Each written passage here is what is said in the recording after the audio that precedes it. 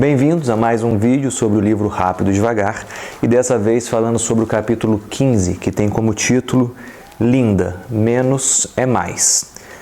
Linda é um relato de um caso que foi descrito aqui, que eu vou ler para vocês e vou fazer uma pergunta bem simples sobre qual é a opinião em relação a esse caso, a esse perfil relatado. Então, Linda tem 31 anos de idade, é solteira, franca, muito inteligente, é formada em filosofia e, quando era estudante, preocupava-se profundamente com questões de discriminação e justiça social. E também participava de manifestações antinucleares. E aí a pergunta que eu quero fazer para vocês é o seguinte: qual é a probabilidade, a maior probabilidade, que a profissão de Linda, que a descrição de Linda, na verdade. O que vocês acham mais provável? Que Linda seja caixa de banco ou que Linda seja uma caixa de banco envolvida num movimento feminista? Qual é a opinião de vocês? Bom, o estudo que foi feito nesse capítulo 15 demonstra que esse caso, que eles denominaram de caso Linda, mostra que a maior parte das pessoas escolhe a opção que Linda é uma caixa de banco e que ela é envolvida com o movimento feminista. Mas se a gente for olhar o que acontece nessas duas afirmações, vamos parar para pensar. Linda é uma caixa de banco ou Linda é uma caixa de banco envolvida no movimento feminista? Eu perguntei qual era a maior probabilidade. A Linda ser uma caixa de banco é muito mais provável do que a Linda ser uma caixa de banco e ainda envolvida no movimento feminista, concordam? Porque quando eu falo que ela é uma caixa de banco, ela é uma caixa de banco em ambas as situações. Então, ser caixa de banco é uma certeza em qualquer uma das afirmações. Ela ser envolvida com o movimento feminista já é o que você começou a interpretar pela representatividade das mulheres envolvidas nesses movimentos, provavelmente que você tem como um estereótipo na sua mente. E aí, essa situação quer dizer que a gente colocou a lógica contra a representatividade, ou seja, contra o estereótipo. E adivinhem, o estereótipo tende a vencer. Normalmente, a representatividade, ela assume um lugar no nosso sistema nervoso muito mais evidente ou muito mais rápido do que a lógica, porque são as nossas formas de pensar.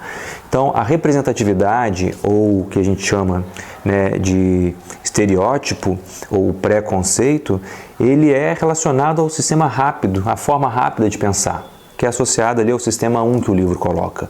Já a parte mais crítica, mais racional, é o sistema 2. Então, nesse confronto, normalmente a forma mais rápida tende a vencer e a representatividade assume a frente. E sabe como chama quando a gente deixa de aplicar uma lógica que era muito relevante, como nesse caso, da opção de caixa de banco, ou caixa de banco envolvido no movimento feminista? Falácia. Então, quando a gente fala em falácia, a gente está dizendo que nós desconsideramos uma lógica muito relevante e muito evidente por conta de uma opinião, ou deixamos de considerar, às vezes, por uma estereotipagem ou uma representatividade. Tá? Mas é interessante que, em contrapartida, quando a gente começa a olhar para essa questão de acrescentar informações, como a gente fez na caracterização da Linda, de ser uma caixa de banco feminista, quanto mais informações a gente coloca, mais persuasivo é o nosso discurso. Então, quando eu começo a acrescentar, a enriquecer esse cenário com informações, a tendência, quando eu coloco mais detalhes, é que esse discurso se torne mais persuasivo, que essa caracterização se torne mais convincente. O nosso cérebro gosta dessa questão de detalhes, gosta que a gente comece a entender riqueza de detalhes.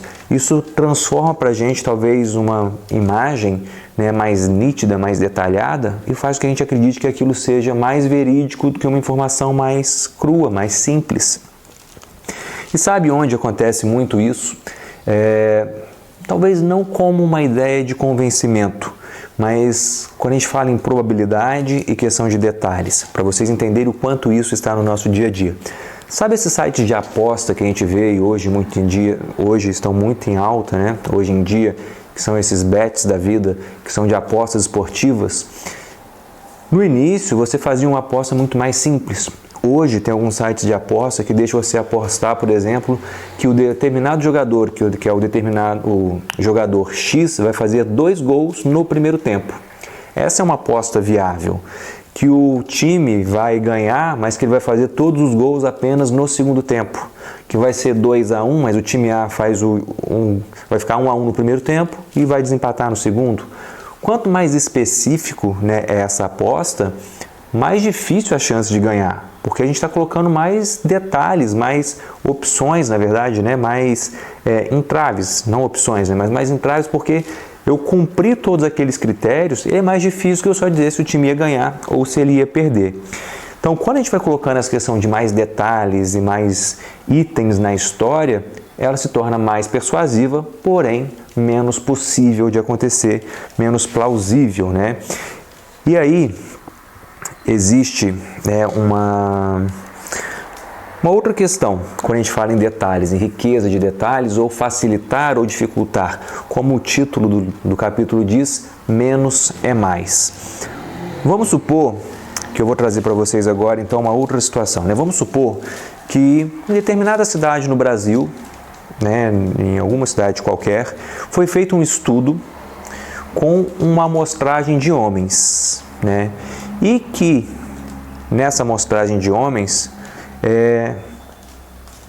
os homens com um determinado percentual de homens com mais de 55 anos teve infarto nessa amostragem.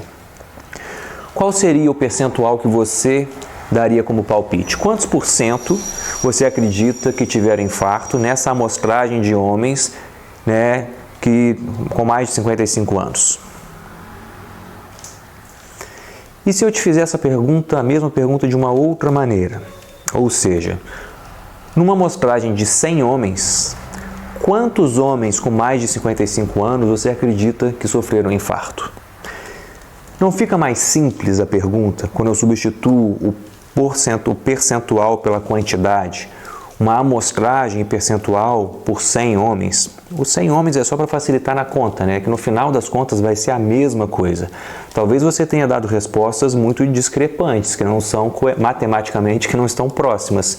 Mas eu perguntar para você qual percentual ou qual a quantidade é diferente. Porque quando eu pergunto a quantidade, é muito mais fácil o nosso cérebro visualizar um grupo de homens e separar uma fatia, uma proporção ali, na verdade, um número de indivíduos, colocar de lado naquele cenário e dizer, olha, esse é o número de indivíduos, né, que eu escolho como amostra. Então, quando eu faço a pergunta falando qual percentual, eu te dou um cenário que ele não traz muito uma humanização. Quando eu te falo de quantos, eu estou trazendo uma característica mais humana, ou seja, eu estou te relacionando a indivíduos. Já o percentual, não. Então, essa simplificação, até na hora de fazer uma pergunta, pode fazer toda a diferença na forma como a pessoa vai interpretar o cenário que você está querendo colocar em pauta.